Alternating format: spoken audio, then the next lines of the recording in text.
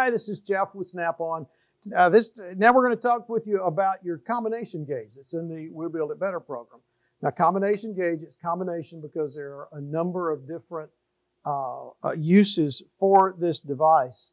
You can use it to determine size, length, thread pitch of different fasteners. And then you say, well, what's a fastener? Well, we're not talking about a zipper or a button. The fasteners in the We Build It Better program, we're talking about bolts and screws and rivets. So how do you use this device? It's divided into two halves, one half for metric and the other is for standard sizes, but we're just going to focus on the standard because that's what you have in your program. So you take, for instance, this is a hex head bolt. And we say, well, what's the size of the bolt? It's determined by the diameter. You have a number of holes along the bottom of this device. So you simply find the hole that the bolt fits into easily, and the size is listed clearly right here. So we know this is a 1/4 inch hex head bolt. What's the other dimension? It's the length.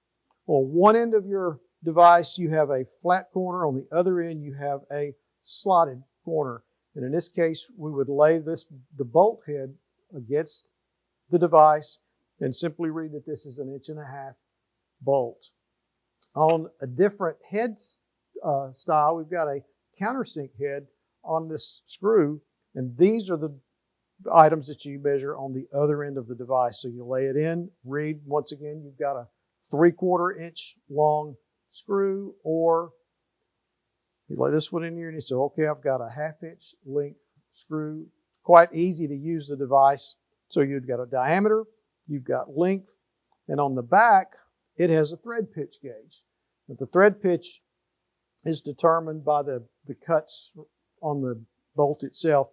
And to use this, it's quite simple. You just lay it in the grooves until the bolt does not slide. When the grooves fit the grooves, you read the size and you'll know you've got a 1/4 inch,